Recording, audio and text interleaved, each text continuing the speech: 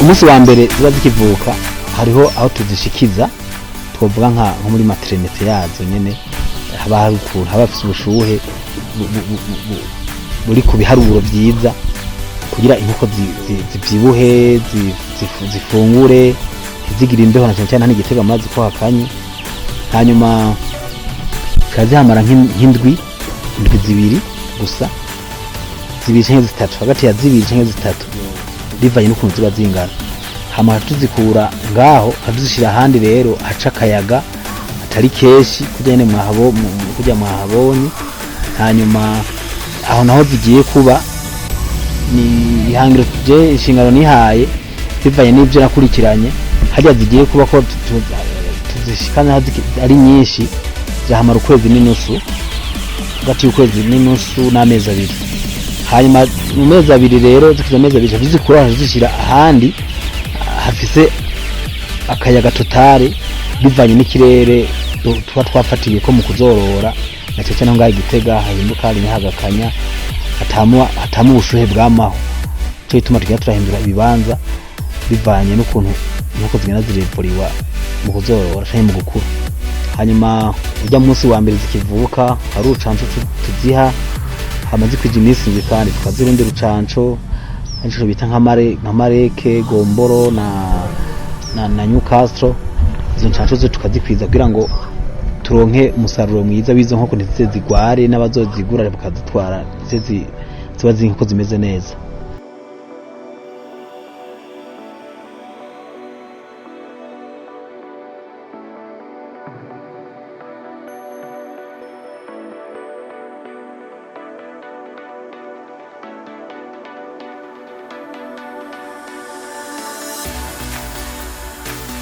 Ijya miti harishwagara zirica z'amabagiteri runaka. Hari n'indi miti batubwira baduha, hariyo taze n'umushakashatsi. Hari n'indi miti yo mu gahinga nk'ibindi biti bita iminyagasozi canke aya mababi y'intuzenya y'imyembe. Turafise ukuntu twe tuyasekura, tumaze kuyasekura na cyane cyane ziri nkoko zacu keshi, nkoko zanye keshi turaziha kugira tuzikingire. Urabona hajya iyo habaye icyo bita klima yantuze y'urushugwe, nkoko nyinshi zizakunda kutazigwara gahweka. Ariko mu bushakashatsi twagiye turagira aya mababi yantuze y'imyembe igihe cy'urushugwe turayafata tukayasekura. Tumaze kuyasekura tuyakuramo ibintu bishobora kwica amabagiteri asanzwe inkoko zisanzwe zo kwandura tudakoresheje na cyane cyane iyi miti tumenyereye yantuze ikizungu. Cyo bituma hajya abona mu rupangu hagati zitemberera abana bose bakahaca bakina basubira. Ariko mu zindi zitarose yari zincanco banashima twizeye za zonyene gusa nabonye kesi zitacane.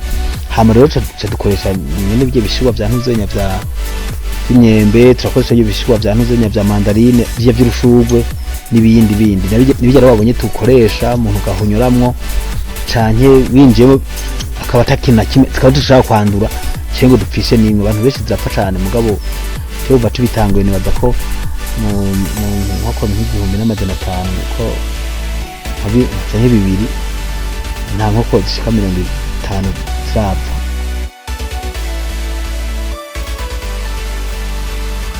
Hari inkoko nk'izikizungu keshi zibutama iyo zibuze nk'amakalsium runaka, iyo zibuze nk'amavitamine runaka ku bintu bitandukanye. Ukuvuga zya nko kujya wazibonye hari izo twororera kugira zitamagi, ari nko zizotamagi ntushobora kuziha ibijumba. Ariko inkoko uzi yuko ari zo mara amezi 3 gusa amezi 4 tugacushora zikaza zibiza inyama, ashaka kuziha ibijumba kugira zikurena n'ingoga kugira ngo zikwize vya biro 4 3 5 kugira ushora mu mezi nkane. Hama kandi ice zikomera ko ziba ziriye bijya bindi bintu bijya bijumba n'ibintu naturel bifise amavitamine yavyo runaka, ivyatsi mucu bijya bijumba. Hari n'ivyo tuziha vya cimeza byo bitanuzenya ikurasuka ari muraduhonana. Hanyuma rero zigatuma ziyanko zica zikura zikomeye cyane.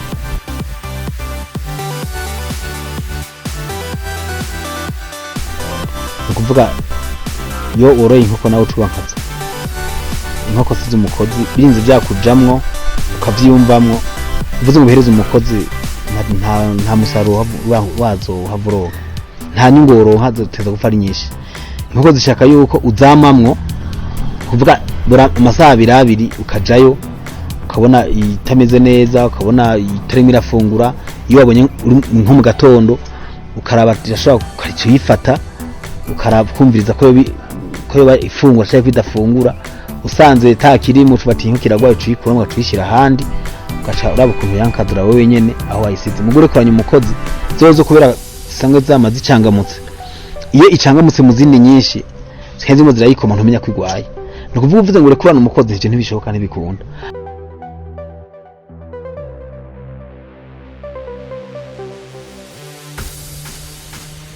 Aho ikintu kikuri umuntu yosaba nuko turabona ko hari umuvuduko munini w'abantu baborozi ahubwo ikibazo kimwe kiraba besho zonanirirwa aho miseze inkoko zari zisanzwe zizimvye ariko baborozi umwana bawe cyane gose mugabo rero ndabona ko uruhombo ruzoba runini ya imbere mu kazoza kubera ko mengo nta mpusha abantu bafise suko nk'uko zoja nko muri Kongo canke muri Tanzania nayo jabuka yijoka ama process manini ya hagice two dusaba leta nuko zoduha nk'izo mpusha.